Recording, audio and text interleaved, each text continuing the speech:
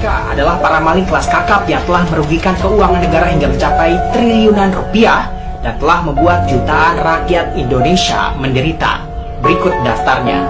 Sherni Konjongian, wanita keturunan Tionghoa ini telah merugikan keuangan negara sebesar 1,95 triliun rupiah dalam kasus BLBI. Edi Tansil, koruptor dalam kasus Golden Key Group. Pria keturunan Tionghoa ini telah merugikan keuangan negara sebesar 1,3 triliun rupiah. Eko Adi Putranto, pria keturunan Tionghoa ini terlibat dalam skandal korupsi BLBI. Kerugian negara mencapai 2,6 triliun rupiah. Syamsul Nur Salim, pria keturunan Tionghoa ini telah merampok uang negara sebesar 4,5 triliun rupiah dalam kasus BLBI. Beni Cokro Saputro, pria keturunan Tionghoa ini adalah koruptor dalam kasus Asabri, Asuransi Angkatan Bersenjata Republik Indonesia, yang telah merugikan keuangan negara mencapai 23,7 triliun rupiah. Heru Hidayat adalah pria keturunan Tionghoa yang telah merugikan keuangan negara sebesar 22,7 triliun rupiah dalam kasus mega korupsi Asabri. Dan Jimmy Sutopo, pria keturunan Tionghoa ini telah merampok uang negara sebesar 5,6 triliun rupiah dalam kasus mega korupsi Asabri. Dan tentu masih banyak deretan rampok-rampok kelas kakap yang lainnya. Para rampok kelas kakap ini secara tidak langsung telah menjajah bangsa Indonesia. Bayangkan saja, tidak tanggung-tanggung mereka telah merampok uang negara, tidak hanya 1 miliar, 10 miliar, 100 miliar, tapi puluhan triliun rupiah yang menyebabkan jutaan rakyat Indonesia menderita akibat ulah mereka. Kita, bangsa Indonesia, harus membuka mata kita bahwa musuh utama bangsa Indonesia saat ini bukanlah radikalisme, bukanlah intoleransi, bukan para ulama, bukan oposisi, bukan orang-orang yang kritis terhadap pemerintah, melainkan penjajahan secara halus yang dilakukan oleh oknum-oknum tertentu untuk merusak bangsa ini, untuk memenuhi ambisi pribadi dan kelompok mereka dengan cara menjarah dan merampok uang negara sebanyak-banyaknya. Si kecil semakin sulit, si papa makin sengsara.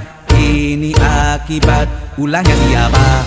Ya ulahnya koruptor lah.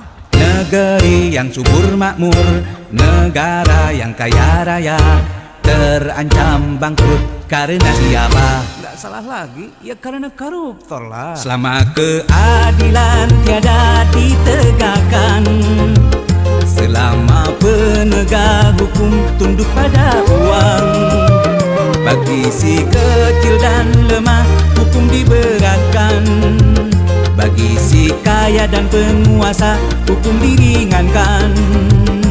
Selama tiada ketegasan para penegak keadilan, supremasi hukum jadi permainan. Selama tiada ketegasan para pemegang kekuasaan, para koruptor kan merajalela.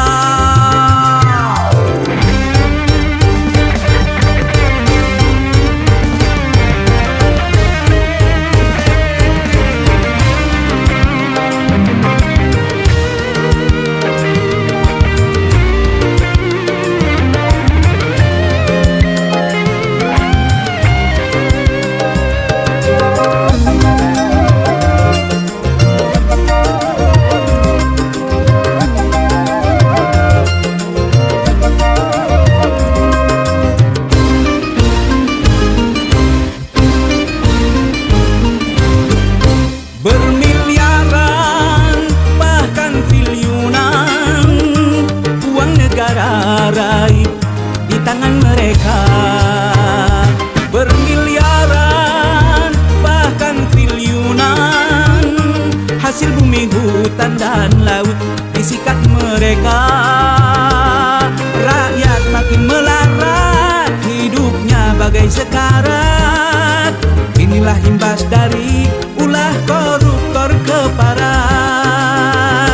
Sampai kapankah kita membiarkan mereka bebas beraksi karena tiada hukum menjeratnya? Mulailah saat ini, mari kita benahi hal penegakan hukum, prioritas yang utama.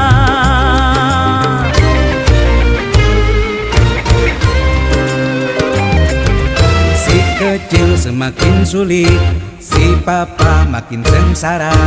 Ini akibat ulahnya siapa? Ya ulahnya koruptor lah. Negeri yang subur makmur, negara yang kaya raya, terancam bangkrut karena siapa? Ya nggak salah lagi toh, karena koruptor. Selama keadilan tiada ditegakkan, selama penegak hukum tunduk pada uang, bagi si kecil dan lemah hukum diberatkan, bagi si kaya dan penguasa hukum diringankan. Selama tiada ketegasan para penegak keadilan, supremasi hukum jadi permainan.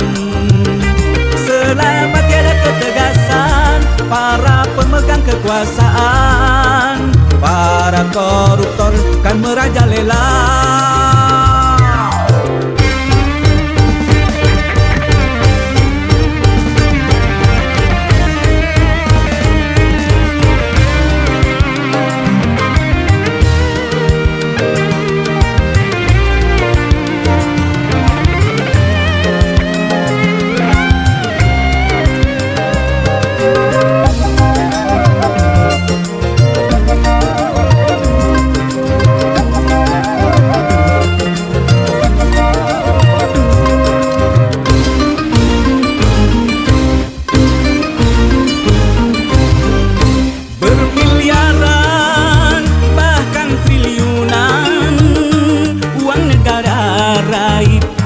Tangan mereka bermiliaran bahkan triliunan, hasil bumi, hutan dan laut disikat mereka.